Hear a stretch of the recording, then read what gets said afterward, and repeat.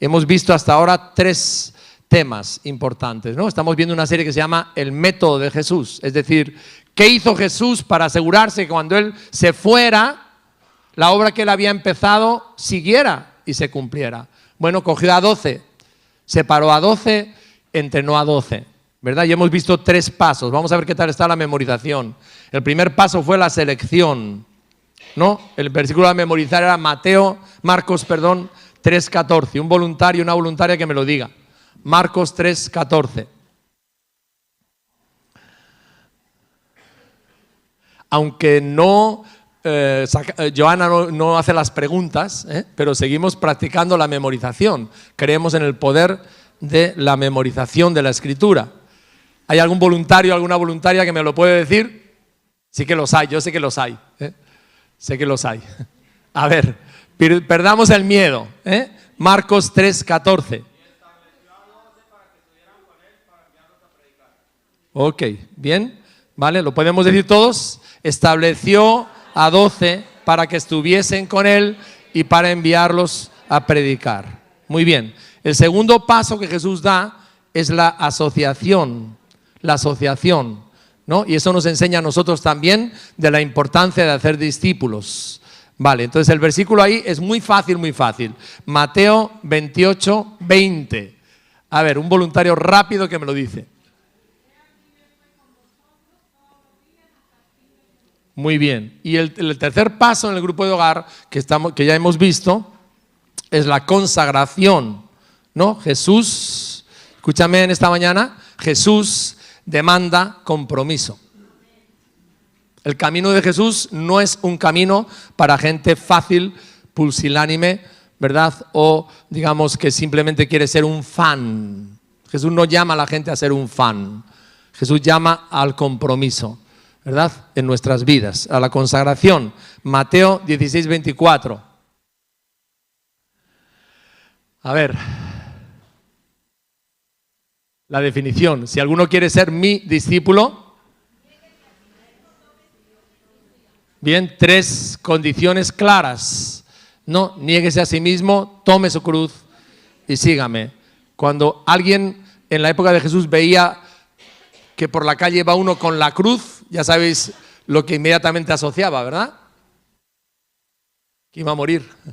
Y Jesús está diciendo ahí, bueno, si no estás dispuesto a morir, no puedes ser mi discípulo. Puedes ser un asistente, un calientabancos, un fan, etcétera, pero si no estás dispuesto a morir con lo que implica eso, no puedes ser mi discípulo. Él fue muy claro.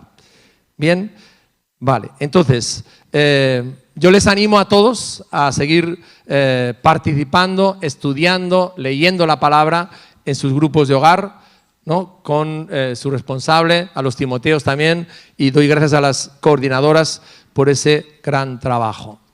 Es una herramienta fundamental de crecimiento y discipulado, y es una herramienta también el grupo de hogar para poder invitar a otras personas a nuestra casa, a un hogar, acogerles, ¿no? Y con un café en la mano poder compartirles el mensaje del Evangelio. El otro día, yo no sé, Paola, si puedes buscar eso, pusimos aquí un mapa del Gran Bilbao. Y bueno, quizás pasó muy rápido, pero Dios ha puesto esta carga en mi corazón. Tenemos aquí a nuestro alrededor, digamos, el Gran Bilbao, según las estadísticas, tiene 500.000 de personas. Mi pregunta era, hermanos, iglesia, era, ¿en cuántos de esos hogares donde hay 500.000 de personas brilla la luz de Jesús? En todos esos barrios. Bueno, a ver si lo pueden encontrar. Pusimos pececitos rojos en los lugares donde estamos, donde tenemos hogares abiertos, ¿verdad? Pero si tú miras esto, tú miras este mapa, realmente a mí me conmueve personalmente, me conmueve, ¿verdad? Porque estamos en un tiempo de tanta oscuridad. Isaías 60 del 1 al 3 que dice, ¿no? Que brillemos, ¿no? Brillemos. En medio de la oscuridad que nos rodea, somos llamados a brillar. ¿Por qué? Porque la luz de Jesús es más fuerte que las tinieblas. El que está en nosotros es más fuerte que el que está fuera. Y quiero dejarles esta carga, hermanos. El ministerio de los grupos de hogar consiste precisamente en eso, en discipular, pero también en extendernos, en que la luz de Jesús, ¿no? Pueda llegar a cada barrio, a cada rincón, a cada lugar, a cada pueblo a cada espacio, ¿verdad? Bueno, no sé si van a poder identificarlo, pero sí me gustaría orar por la palabra y nos vamos a meter, puedes buscar Marcos, capítulo 2. Marcos capítulo 2. Hoy vamos a centrarnos en este capítulo y vamos a ir compartiendo este evangelio paso a paso. Señor, gracias por tu palabra.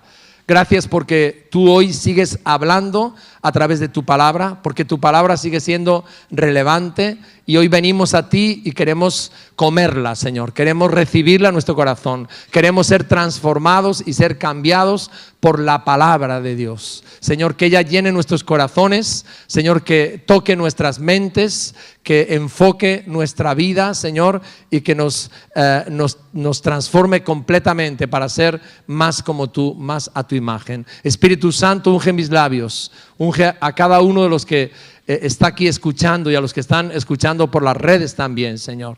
Y que tu palabra, Señor, que es viva y eficaz, oh Dios, obre en cada uno de nosotros. En el nombre poderoso de Jesús. Amén. El domingo último, en la última sesión, Marlene habló acerca de la autoridad que Jesús tiene sobre la enfermedad, ¿no? Jesús sanaba toda enfermedad y toda dolencia, dice el Evangelio, literalmente, movido por tres actitudes, ¿no? Una era la compasión y la misericordia. Tú sabes que nadie tocaba a un leproso, porque los leprosos eran personas malditas que tenían que vivir excluidos del pueblo y de su familia, ¿verdad? Y es tan significativo que Jesús tocaba a los leprosos. Y cuando Jesús toca a un leproso, lo que le está comunicando no solamente es el poder para limpiarlo, sino el poder para darle honor, restituir el honor de la persona, ¿no? Es algo tan importante. La segunda actitud era la manifestación del reino de Dios y la tercera, la demostración de su autoridad ante Satanás. Es curioso que Marcos enfatiza, fíjate que Jesús iba por todos los pueblos y aldeas. Jesús no se quedaba en un sitio donde había mucha gente y le daba muchos aplausos, sino que Jesús iba sistemáticamente por pueblos y aldeas, recorría todos los pueblos y aldeas para predicar el evangelio. Y hermanos, eso es algo que nosotros como iglesia tenemos que tener muy claro. Dios no nos puso en Bilbao para estar aquí en Deusto todos metidos. No, Él nos puso para extendernos, para salir, para ir a otros lugares, abrir grupos de hogar, establecer iglesias, plantar iglesias. Y tenemos que tenerlo eso muy claro, hermanos. El Señor nos plantó aquí y nos trajo aquí, pero no para que estemos encerrados aquí, sino para que hagamos como Él hizo, ¿verdad? Salía a pueblos y aldeas, salir a lugares no alcanzados, tanto en Vizcaya, en el País Vasco, España y hasta lo último de la tierra. Y sabéis, cada día que Jesús recorría pueblos y aldeas, antes de empezar ese recorrido que hacía Él, nos dice Marcos, Él oraba. Luego Jesús tuvo muy claro este principio que yo te recuerdo a ti. Antes que la actividad está la intimidad. De la intimidad, de esos tiempos de oración, de comunión con el Padre, es que Jesús obtenía el poder, la autoridad para ir y predicar el evangelio y llevarlo a tantas personas. Entonces, en este tiempo tan activista en el que estamos, tenemos que recordar como cristianos que el principio de Dios es este, ¿no? Cada día necesito estar en intimidad con Jesús. Cada día necesito estar en intimidad con el Espíritu Santo. El Espíritu Santo ungiendo mi vida. Y de ahí va a emanar la actividad, el ministerio que Dios tenga para mí. Marcos capítulo 2. Leemos juntos la escritura, es una práctica importante en la iglesia. Dice, entró Jesús otra vez en Capernaum después de algunos días y se oyó que estaba en casa. E inmediatamente, recuerda que Marcos repite 40 veces esta frase, inmediatamente, es como una película de acción, se juntaron muchos, de manera que ya no cabían ni aún a la puerta y les predicaba la palabra. ¿Qué predicaba Jesús? ¿Qué predicaba Jesús? ¿Qué tenemos que predicar, hermanos? La palabra. No es mi idea, ni mi filosofía, ni nada de eso. Dios nos ha llamado como iglesia a ser fieles a la palabra. Jesús predicaba la palabra. Entonces vinieron a Él unos trayendo un paralítico que era cargado por 4. Y como no podían acercarse a Él a causa de la multitud, descubrieron el techo de donde estaba y haciendo una abertura, bajaron el lecho en el que yacía el paralítico. Tienen que entender que ellos subieron a la terraza de la casa, ¿no? Los techos de las casas en esa época no eran de tejas, eran de planchas. Entonces corrieron las planchas para bajar justo donde estaba Jesús, para que entendamos el texto. Al ver Jesús la fe de ellos, dijo al paralítico: hijo, tus pecados te son perdonados. Estaban allí sentados algunos de los escribas, los cuales cavilaban en sus corazones. ¿Por qué habla este así? Blasfemias dice. ¿Quién puede perdonar pecados sino solo Dios? Y conociendo luego Jesús en su espíritu que cavilaban de esta manera dentro de sí mismos, les dijo: ¿por qué caviláis así en vuestros corazones? ¿Qué es más fácil decir al paralítico: tus pecados te son perdonados? O decirle: levántate, toma tu lecho y anda. Pues para que sepáis que el Hijo del Hombre tiene potestad en la tierra para perdonar pecados, dijo al paralítico: a ti te digo, levántate, toma tu lecho y vete a tu casa. Entonces él se levantó enseguida y tomando su lecho salió delante de todos, de manera que todos se asombraron y glorificaron a Dios diciendo: nunca hemos visto tal cosa. Después volvió a salir al mar y toda la gente venía a él y les enseñaba. Y al pasar vio a Leví, hijo de Alfeo, sentado al banco de los tributos públicos y le dijo: sígueme. Y levantándose le siguió. Aconteció que estando Jesús a la mesa en casa de él, muchos publicanos y pecadores estaban también a la mesa juntamente con Jesús y sus discípulos, porque había muchos que le habían seguido. Y los escribas y los fariseos, viéndole comer con los publicanos y con los pecadores, dijeron a los discípulos: ¿qué es esto? Que él come y bebe con los publicanos y pecadores. Al oír esto Jesús les dijo: los sanos no tienen necesidad de médico, sino los enfermos. No he venido a llamar a justos, sino a pecadores. Y los discípulos de Juan y los de los fariseos ayunaban y vinieron y le dijeron: ¿por qué los discípulos de Juan y los de los fariseos ayunan y tus discípulos no ayunan? Jesús les dijo: ¿acaso pueden los que están de bodas ayunar mientras está con ellos el esposo? Entre tanto que tienen consigo al esposo, no pueden ayunar. Pero vendrán días cuando el esposo les será quitado y entonces en aquellos días ayunarán. Nadie pone remiendo de paño nuevo en vestido viejo. De otra manera el mismo remiendo nuevo tira del viejo y se hace peor la rotura. Y nadie echa vino nuevo en odres viejos. De otra manera el vino nuevo rompe los odres y el vino se derrama y los odres se pierden, pero el vino nuevo en odres nuevos se ha de echar. Aconteció que al pasar él por los sembrados un día de reposo, sus discípulos andando comenzaron a arrancar espigas. Entonces los fariseos le dijeron: mira, ¿por qué hacen en el día de reposo lo que no es lícito? Pero él les dijo: ¿nunca leísteis lo que hizo David cuando tuvo necesidad y sintió hambre, y los que con él estaban, cómo entró en la casa de Dios siendo Abiatar sumo sacerdote y comió los panes de la proposición, de los cuales no es lícito comer sino a los sacerdotes, y aún dio a los que con él estaban? También les dijo: el día de reposo fue hecho por causa del hombre y no el hombre por causa del reposo. Por tanto, el Hijo del Hombre es Señor aún del día de reposo. Dios bendiga su palabra. Tenemos 4 escenas intensas, muy intensas, ¿verdad? Pero las 4 escenas tienen un factor en común importante, ¿verdad? ¿Cuál es el problema principal del ser humano? Hay personas que dicen, bueno, que pueda tener cultura y educación. Ese es el mayor problema del ser humano.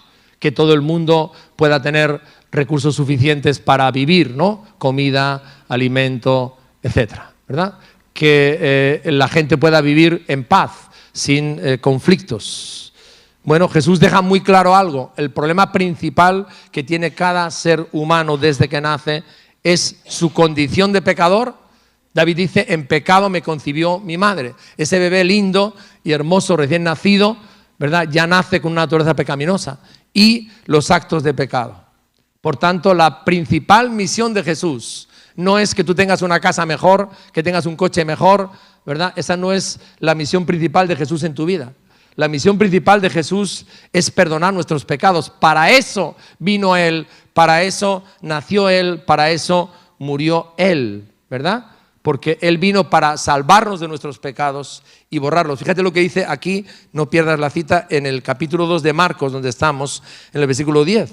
Dice, para que sepáis que el Hijo del Hombre tiene potestad en la tierra para perdonar pecados. Él vino, Él se encarnó, Él murió, Él resucitó para una misión esencial y fundamental, que es perdonar nuestros pecados, porque esa es la gran necesidad del ser humano. Hoy en día tenemos una religión que está de moda. No sé si la conoces por ese nombre, pero se llama la Nueva Era. La Nueva Era, otros lo llaman orientalismo, el pensamiento tibetano, etcétera, etcétera. Bueno, esta religión que está tan de moda para mucha gente, ¿verdad?, tiene dos postulados esenciales. Hay mucho más que postulan, pero dos esenciales. Una es: el hombre es Dios y el hombre es bueno. Eso es lo que ellos enseñan. Y tiene las respuestas dentro de sí mismo. Solamente hay que activarlas. Pero el hombre es bueno, el hombre es Dios y tiene la respuesta dentro de sí mismo. No necesita ser salvo de nada. Es lo que ellos dicen. Y la segunda, Jesús. Sí, Jesús sí. Jesús es un profeta más, un buen moralista y un buen maestro. Por ahí acabó todo. Entonces hay muchas personas que hoy en día hacen de esto su religión. ¿Sí? Sin embargo, fijaros, Jesús es tan claro en estas 4 incidentes, es tan claro, ¿verdad?, dándonos el mensaje, la gran necesidad tuya y mía, la esencia de la misión de Jesús, la razón por la cual Él ha venido, es porque tú y yo somos pecadores y necesitamos, cada uno de nosotros, un Salvador que perdone nuestros pecados y que nos transforme y nos cambie. Porque ni tú ni yo podemos hacerlo por nosotros mismos. Jesús vino para eso. En Hechos 4:12, los discípulos en medio de la oposición lo dicen, ¿no? Porque no hay otro nombre dado a los hombres en quien podamos ser salvos. No hay otro nombre que pueda perdonar pecados. Jesús se lo dice bien claro a estos hombres mientras cavilan, cuestionan y tratan de desacreditar a Jesús y decirle: ¿quién te crees tú que eres? Y Jesús, sin pelos en la lengua, deja claro su identidad y su misión. Entonces, el primer punto que yo quiero desarrollar es este. Son 3 puntos sencillos. El primero es: Jesucristo es Dios, porque solo Él perdona pecados. Solo Él perdona pecados, ¿no? ¿Os dais cuenta que Marcos reseña aquí que había un montón de gente que buscaba a Jesús? Y las personas le buscaban evidentemente porque había muchos que estaban enfermos, otros estaban poseídos, otros estaban oprimidos, había muchísima necesidad. Quizás hoy tenemos médico, tenemos psiquiatras, tenemos psicólogos y esas necesidades no son, digamos, no las percibimos o no las manejamos de la misma manera. Pero en la época de Jesús, las personas humildes y sencillas y pobres que le seguían no tenían ningún medio, ¿verdad? Entonces Jesús atraía a las personas, ¿por qué? Porque se acercaban con su necesidad. Y lo cierto, hermanos, es que cuando uno lee el Evangelio de Juan, se da cuenta de esto, que Jesús es el todo de Dios para cada necesidad del hombre. Amén. Jesús es el todo de Dios. En Él está la plenitud de la deidad, de lo que cada uno de nosotros necesitamos. Entonces había mucha gente que querían conocer a Jesús. ¿Por qué? Porque tenían necesidades, ¿verdad? Y solamente Él podía suplir esas necesidades. Jesús, como hemos visto, predicaba la palabra a las personas. No, Él no se dedicaba a entretener. Hoy estamos en la cultura del entretenimiento. Hay montones de plataformas, montones de formas de alimentar esa cultura, la cultura del entretenimiento. Jesús no entretenía a la gente. Jesús no entretenía a las masas. Jesús ministraba su corazón. Jesús no estaba para hacer un show, ¿no? Sino que Él predicaba la palabra. Y es muy interesante cómo el versículo, si me sigues ahí, estamos en el capítulo 2 de Marcos, el versículo 2, ¿no? lo enfatiza, predicaba la palabra. Y el versículo 13 también enfatiza este mismo aspecto tan importante, ¿verdad? Toda la gente venía a Él y les enseñaba. Jesús les enseñaba lo eterno, ¿sí? Ahora, la pregunta es esta. Si Jesús nos dice que la necesidad más importante del hombre, de la mujer, de un niño, de un adolescente, de un joven, ¿verdad? El problema más grande que tenemos es el pecado, y que Él vino para quitar nuestros pecados, perdonar nuestros pecados, tenemos que hacernos una pregunta: ¿qué es el pecado? Dios dice que todos nosotros hemos pecado y que no hay justo, ¿te acuerdas, Romanos? No hay justo ni aún uno, ¿no? Él dice que por causa del pecado estamos destituidos de la gloria de Dios. Dios nos creó para vivir con Él en el cielo para siempre, ¿no? Pero dice, por cuanto todos pecaron, y todos es todos, quedamos destituidos, quedamos alejados, quedamos, digamos, quedó ese llamado de Dios, ese propósito de Dios quedó, digamos, truncado, ¿no? Por nuestra decisión. Entonces Dios nos creó, Dios te creó a ti para vivir con Él en el cielo para siempre. Ese es tu destino. Sin embargo, tú y yo decidimos pecar y nuestro pecado nos excluyó de ello, ¿verdad? Nos desviamos. Isaías dice que el pecado es que cada uno se desvió por su propio camino. El pecado significa de que Dios, que me ama y que me ha creado, me dice, este es el camino para ser feliz. Y yo digo, no quiero, yo quiero ir por otro camino, ¿no? Nos hemos desviado cada uno de nosotros de la senda que Dios nos trazó. Y Romanos dice claramente que la causa del pecado, la consecuencia terrible del pecado es la muerte, o sea, la separación eterna de Dios, el infierno. Ahora yo quiero usar 4 palabras para dejar esto más claro, ¿no? La Biblia, para explicar lo que es el pecado, usa 4 palabras. Una es una transgresión. O sea, quiere decir que Dios ha establecido para nuestra felicidad 10 mandamientos. Todos lo saben aquí. 10 mandamientos, ¿no? Los 10 mandamientos son los principios de Dios que no cambian, ¿no? Para el hombre, para que el hombre pueda vivir una vida plena. La transgresión, ¿qué es? Es que yo me lo salto. Yo me los salto, ¿verdad? Y no los tengo en cuenta, los traspaso, ¿no? El segundo significado de pecado es dejar de hacer lo correcto. Sé lo que tengo que hacer, pero no lo hago. Deliberadamente, ¿verdad? No lo hago. El tercer significado, iniquidad. Iniquidad, ¿has visto alguna vez un río? Cuando hacen, por ejemplo, presas, desvían el cauce del río. La palabra iniquidad significa que nos hemos desviado del diseño original. Cuando uno lee la Biblia se da cuenta de que Dios tiene un diseño original que nos hace felices. Y todo lo que nos haga salir del diseño original de Dios nos trae heridas, nos hace adictos a eso y nos trae infelicidad. El diseño de Dios. Dios tiene un diseño para el matrimonio, ¿verdad? Dios tiene un diseño para la paternidad. Dios tiene un diseño. Y el diseño de Dios es perfecto, es completo y nos hace felices. La iniquidad es que yo me desvío, me salgo de ese diseño con todo lo que implica. Y el otro significado de pecado es engaño. Es decir, tergiverso la verdad, ¿verdad? La doy como un desvío a la verdad, ¿no? Tergiverso la verdad. ¿Qué le dijo la serpiente a Eva? ¿Te acuerdas? Una mentirona, pero bien grande, ¿no? No moriréis. Pero qué mentira, ¿no? Y siempre el pecado se esconde detrás de la mentira, ¿no? Luego el pecado tiene que ver con el engaño. Ahora, para que podamos entender esto, digamos, el pecado es como una mancha en nuestra ropa, ¿verdad? Si yo me pongo a tomar un café y se me cae el café aquí, ¿no? La mancha queda ahí y todo el mundo lo ve. Y yo me siento sucio, me siento culpable, me siento condenado. A nadie, a ninguno de nosotros le gusta llevar una mancha, una ropa llena de manchas, especialmente si estoy en un acto importante y todos los demás me están viendo. Entonces, cuando yo tengo una mancha, ¿qué es lo que me preocupa? Quitarla, ¿no? Quiero quitarla cuanto antes, ¿no? Quiero quitar esa mancha, ¿no? Entonces, la palabra de Dios nos dice que el pecado es como una mancha, ¿no? Una mancha en la conciencia. Y cuando el ser humano lucha con el pecado y luchamos cada uno de nosotros, lo que queremos, ¿qué es? Quitar esa mancha, borrar esa mancha. Y eso es la palabra perdonar. Perdonar significa borrar el pecado en nuestra vida, quitar esa mancha, ¿verdad? Ser limpios de esa mancha. Quiero que leas conmigo, por favor, en Primera de Juan. Fíjate lo que Dios ha establecido en nuestra condición de pecado con la cual cada uno de nosotros lidiamos, ¿verdad? Continuamente y diariamente. Dice aquí, Primera de Juan, capítulo 1 y versículo 8.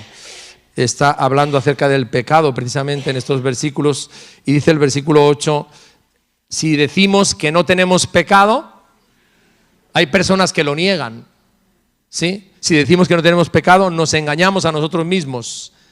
Y fíjate, y la verdad no está en nosotros. Entonces, la realidad del pecado es contundente. Ahora, el ser humano puede tomar dos opciones: o admitir que efectivamente es cierto lo que Dios dice de mí, que soy pecador, Dios lo dice, Dios me lo dice, o negarlo y decir, no, yo no tengo ningún pecado, yo soy muy bueno, no he hecho mal a nadie, soy el presidente de mi comunidad, ayudo a todo el mundo, doy limosnas a quien me pide, etcétera, etcétera. Pero Dios es muy claro aquí. Si decimos que no tenemos pecado, nos engañamos a nosotros mismos y la verdad no está en nosotros. Y dice otra cosa más, Juan abajo, 2:2.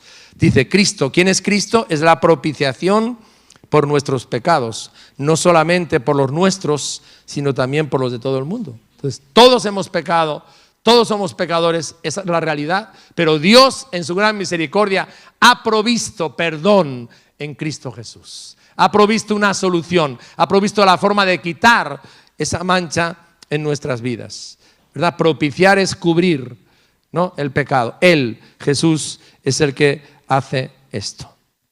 Ahora, fijaros, el paralítico o los amigos hacen un acto de fe impresionante que a Jesús le conmueve.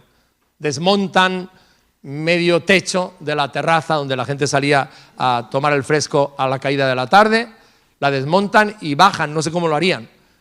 Bajan porque no había forma de acceder con la camilla hasta delante de Jesús a su amigo. Ellos, estoy seguro, tenían la convicción y la certeza absoluta de que Él era el Hijo de Dios y que solamente Él podía perdonar los pecados de su amigo, que entendemos estaban relacionados o podrían haber causado también esa enfermedad.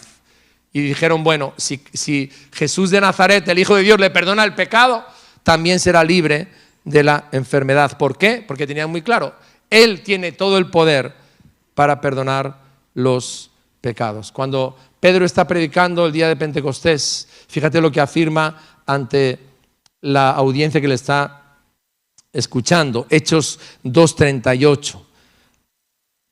Pedro les dijo, arrepentíos y bautícese cada uno de vosotros en el nombre de Jesucristo para perdón de los pecados y recibiréis el don del Espíritu Santo. Entonces, quiero darte esta buena noticia. Tú y yo somos pecadores, sí, pero cuando yo vengo a Cristo y vengo a Él arrepentido, Él me perdona todos mis pecados en el mismo instante, como al paralítico. ¿Por qué? La palabra de Dios dice que Jesús es el Cordero de Dios, que vino para quitar los pecados de todo el mundo. Él es la propiciación por nuestros pecados. Él cubre y limpia nuestros pecados para librarnos ¿de qué? De la muerte y de la muerte eterna. En Proverbios capítulo 28 dice que el que encubre su pecado, el que no lo admite, el que no lo reconoce, no va a prosperar en la vida. Pero el que lo confiesa y decide apartarse con la ayuda del Señor del pecado, alcanza misericordia. ¿De acuerdo? Bien, entonces este es el primer aspecto que vemos aquí en estas escenas, ¿no? Es que Jesucristo es Dios porque solamente Él perdona nuestros pecados. Lo segundo que destaca aquí Jesús con su actuación es que Él vino a buscar a los pecadores. Fíjate, el llamamiento de Leví o de Mateo es una escena muy importante después de la sanidad del paralítico, ¿no? Al paralítico le traen sus amigos, pero en el caso de Mateo, Jesús le busca. Jesús va intencionalmente a buscar a una persona que tenía muy mala reputación. Te voy a explicar lo que era un publicano. Un publicano era una persona, un judío que se dedicaba a recaudar impuestos. Pero ¿cómo lo hacía? Los impuestos que recaudaba en primer lugar eran para la potencia opresora, que era Roma, y a la cual los judíos odiaban, ¿verdad? Entonces el publicano se ponía de parte de aquellos a los cuales todo el mundo odiaba. Y a la hora de recoger impuestos no recogía lo que debía. Si un señor entraba con un carro lleno de hierba y en la ciudad y tenía que pagar de impuesto, digamos, 10 euros, ¿sabe lo que hacía el publicano? Le cobraba 40. Y los otros 30... O sea, eran la imagen más poderosa de los corruptos que había en la época de Jesús. Ser un publicano era ser un corrupto al cual todo el mundo odiaba. Acuérdate del caso de Zaqueo. Todo el mundo lo odiaba. Un publicano tenía plata y dinero por todos lados. ¿verdad? Una casa magnífica, etcétera, pero no tenía amigos, porque la gente le odiaba y nadie quería ser su amigo. Él estaba colaborando con la potencia opresora. Entonces te puedes imaginar qué vida tan difícil, tener grifos de oro, tener una mansión impresionante con un dinero mal habido y mal adquirido, pero no tener amigos, no tener a nadie y ser odiado en la calle por los demás. ¿Bien? Entonces ese era Mateo. Y Jesús va donde Mateo, va donde Leví y le llama, ¿verdad? Sabiendo todo lo que había ahí, ¿no? Y Mateo, ni corto ni perezoso, queda tan impactado por el amor de Jesús que invita a todos sus amigos que eran de la misma calaña a casa y hace una buena comida, ¿verdad? ¿Cómo es Jesús cuando nos cambia, no? Invita a todos a casa y hace una buena comida y lo que yo veo aquí es que en el corazón de Mateo, yo no sé si en el tuyo, había este deseo: Señor, si tú me has cambiado la vida, me has hecho una persona nueva, me has limpiado de tanta suciedad como hay en mi vida, yo quiero que mis amigos, todos, experimenten lo mismo. ¿Hay eso en tu corazón?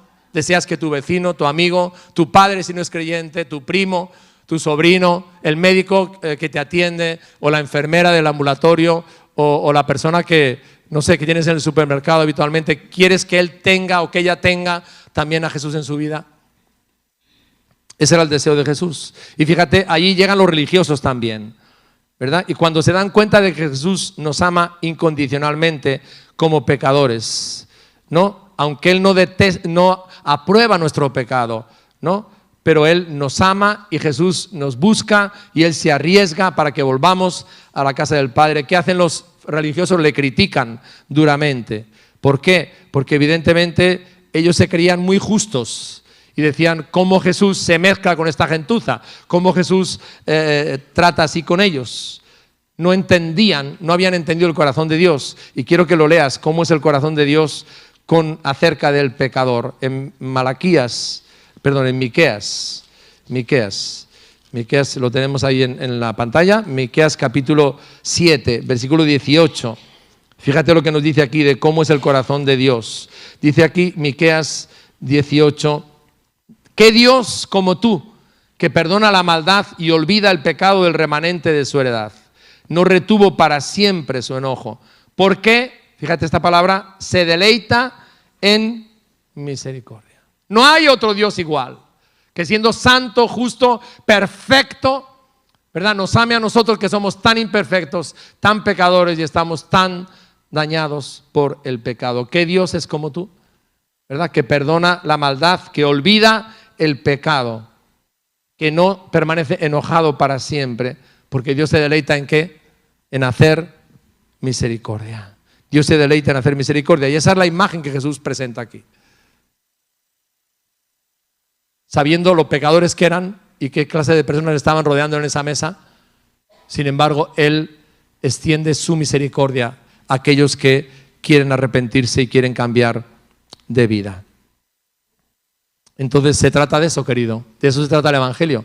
Que el Señor vino a buscarte a ti. Que tú no podías hacer ninguna obra buena para ganarte el favor de Dios, y yo tampoco, que Él hizo la obra en la cruz por ti. Y por eso tú y yo podemos ser salvos y podemos ser perdonados. Fue su obra, no mis obras.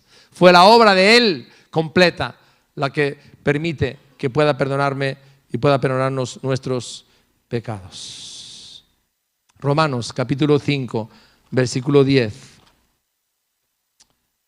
Aquí nos está hablando Pablo de este mismo aspecto de nuestros pecados. Y fíjate lo que dice: porque si siendo enemigos fuimos reconciliados con Dios por la muerte de su Hijo, mucho más, estando reconciliados, seremos salvos por su vida.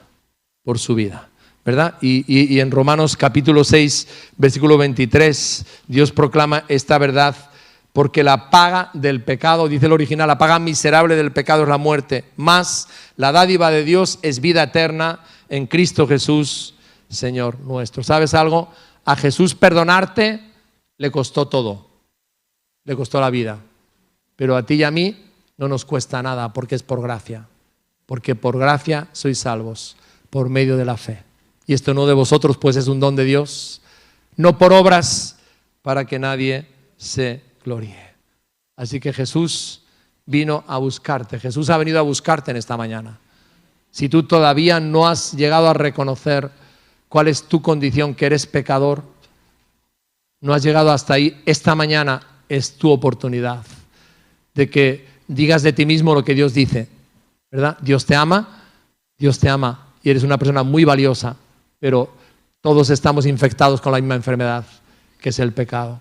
Y cuando lo reconocemos, cuando lo confesamos y venimos al Señor y ponemos nuestra fe en Jesucristo, Él nos perdona. Amén. Él nos limpia, porque Jesús tiene el poder para perdonar nuestros pecados. Y el tercer punto sencillo que vemos aquí en los dos últimos incidentes es que Jesús trajo la gracia. Juan 1:17 dice, pues la ley por medio de Moisés fue dada, pero la gracia y la verdad vinieron por medio de Jesucristo.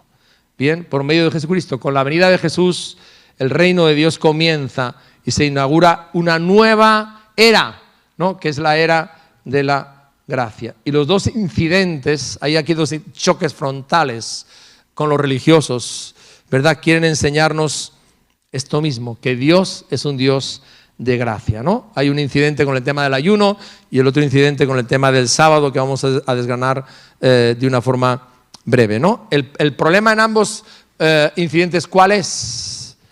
Es el tema que ha recorrido la historia humana desde el principio. ¿Te acuerdas con Caín y Abel? Ofrecieron cada uno una ofrenda diferente. Abel tuvo que matar a un cordero para poder ofrecerle a Dios lo que le agradaba, porque sabía que era por gracia. Pero Caín, Caín no, ¿qué trajo él? El producto de su esfuerzo, los méritos propios. Y Dios dijo, porque por nuestros méritos nadie se puede salvar. Tú no puedes entrar en el cielo por tus méritos.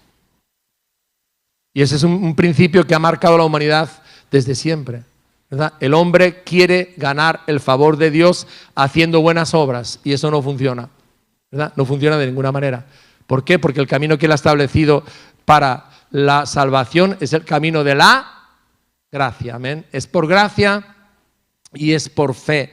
Porque si fuera por nuestras obras, entonces nos podemos jactar delante de Dios y nos podemos enorgullecer. Ah, mira, yo soy capaz. Yo ayuno no sé cuántas veces, que era el tema aquí, ¿verdad? No sé cuántas veces a la semana y hago esto, y hago esto, y hago esto, y hago esto. Entonces Dios me lo merezco, me tienes que dejar entrar en el cielo. No funciona, ¿verdad? No funciona así. Dios ha establecido el principio de la gracia y el principio de la fe, ¿no? Y aquí nos damos cuenta que los fariseos que se chocan con Jesús, Jesús le dice, estáis ignorando completamente los caminos de Dios, lo que Dios ha establecido, ignoráis completamente la gracia de Dios, ¿no? Y que es por fe. Nadie puede ganar ni merecer la salvación por sus buenas obras. ¿Verdad, querido? A lo mejor eso para ti es un choque en esta mañana y eso choca con tu orgullo, ¿verdad? Con el orgullo humano. El orgullo humano cuando llega a la cruz y llega la gracia, ¿verdad? Tiene que ser quebrantado, tiene que ser, sufrir como un golpe de mano, ¿verdad? Y quedar fuera, porque es por la gracia. Fijaros, en el caso del ayuno, Jesús, ¿qué les dice aquí? Bueno, pues les dice evidentemente que no era el tiempo de ayunar. Ellos estaban comparando con los discípulos de Juan el Bautista y Jesús les pone dos ejemplos, pero yo quiero usar uno de ellos. El del vestido lo entendemos todos. Quizás el que no entendemos es el de los cueros de vino, el de los odres, ¿verdad? Cuando uno recoge el vino, que eso se acaba de hacer en esta fecha, ya está hecho, y lo convierte en mosto, ¿no? Lo pasa por el lagar y sale el mosto. Vosotros sabéis que el mosto tiene una acumulación muy grande de glucosa, ¿no? Entonces, ¿qué pasa con el vino? Que la glucosa se transforma en alcohol. Es un proceso que sucede donde a través de absorber oxígeno y de volver anhídrido carbónico, sucede este proceso, ¿no? La glucosa se transforma en alcohol. En aquella época no tenían cubas de roble como hoy, ¿no? Sino que tenían pellejos de vino, odres de vino. Ahora, ¿qué hace el mosto cuando está fermentando y transformando la glucosa en alcohol? Produce un montón de gases. Si yo cojo un odre viejo que ya ha vivido ese proceso el año anterior y al haberlo vivido se ha quedado dura la pared de piel del odre, se ha quedado completamente dura y meto el mosto virgen ahí, cuando empieza a fermentar, ¿qué hace con el odre? Lo explota. Entonces, ¿Jesús qué dice? Con el mosto nuevo, ¿dónde hay que meterle? Hay que meterle en un odre que tenga flexibilidad, ¿no? ¿Para qué? Para que no se pierda todo ese mosto, ¿no? Entonces el Señor les dice, vosotros estáis queriendo meter la era de la gracia dentro de la ley, y no puede ser. Lo que yo he traído, la gracia que yo he traído, ¿verdad?, es una nueva era, es lo que Dios ha establecido, ¿verdad?, y la ley, ¿no?, ya cumplió su función. ¿Sí? Entonces, muchas veces, hermanos, nosotros mismos nos cuesta trabajo entender, ¿no?, de que el camino de Dios es un camino de la gracia. Y si te acuerdas, las matemáticas de la gracia es que los que fueron a trabajar a primera hora, a las 6 de la mañana, cobraron lo mismo que los que fueron a trabajar a las 5 de la tarde, solamente una hora, porque así son las matemáticas de la gracia. Ese ladrón que estaba al lado de Jesús, menuda lista de delitos tenía. ¿Pero qué le dijo Jesús? Te aseguro que hoy estarás conmigo en el paraíso. ¿Por qué? ¿Por sus méritos? No, por los méritos de Cristo. Porque Él tiene el poder para perdonar nuestros pecados. Y en el caso del día de reposo, fijaros, lo que vemos aquí es que habían caído en el legalismo, ¿no? Entonces Dios ha establecido un día de descanso, y permítame que leamos en Génesis, porque creo que hoy en día, como pueblo de Dios, tenemos que tener muy claro esto, qué es el descanso de Dios, qué es el Sabbat y qué significa eso en nuestras vidas. Génesis capítulo 2, versículo 2, es la primera vez que Dios habla acerca del descanso. Dice, acabó Dios en el día séptimo la obra que había hecho. ¿Qué hizo? Perdón. Y reposó el día séptimo de toda la obra que hizo. Evidentemente Dios no se cansa, ¿no? Esto es una imagen para que entendamos el principio, ¿no?, que Dios estuvo haciendo la obra de la creación durante 6 días y el séptimo día descansó. Entonces, ¿qué significa el Sabbat o el descanso? Es un principio muy fácil, lo vas a entender. Significa que Dios nos ha diseñado de tal manera que tú y yo necesitamos restablecer, necesitamos renovar las energías espirituales, emocionales y físicas. Y eso es lo que debemos hacer en el día de descanso. Si yo no acepto este principio y me lo salto y trabajo de lunes a lunes y de lunes a lunes, y sé que estoy hablando a personas que están en trabajos de cuidado personal que son pues difíciles, como un médico, una enfermera, etcétera. Pero si yo me salto ese principio al final, ¿sabes las 3 cosas que van a ser perjudicadas en mi vida? Mi espíritu, porque no lo alimento ni lo cuido, mis emociones y mi salud. O sea, Dios ha establecido un principio y es el principio del descanso. Entonces tú puedes coger y decir, no, yo el domingo trabajo porque lo necesito, ¿vale? Y puedes hacerlo bien, pero lo que tú no puedes escoger son las consecuencias de saltarte el principio. ¿Sí me entienden, hermanos? Me estoy explicando, ¿verdad? Entonces eso es lo que significa el Sabbat. Sabbat significa descanso. Sabbat significa que Dios me ha creado no para trabajar 50 días sin descanso. Dios no me ha creado para eso. Dios me ha creado para trabajar 6 días y descansar 1. Y en ese día no solamente ponerme a ver solamente películas o lo que sea, tengo que cuidar mi espíritu, mis emociones y mi cuerpo, los 3. Tengo que hacer una actividad que realmente recupere la energía, que recargue esa energía y que renueve mi energía. ¿De acuerdo? Entonces, ahora fijaros, en Isaías 58, como el pueblo de Dios fue desobediente y se saltó este principio, fíjate lo que el Señor les dice. Isaías 58, 13. Les está hablando aquí Dios del día de reposo y cómo habían pasado por alto este principio, ¿no? Entonces les hace volver otra vez a entenderlo. 58, 13 y 14.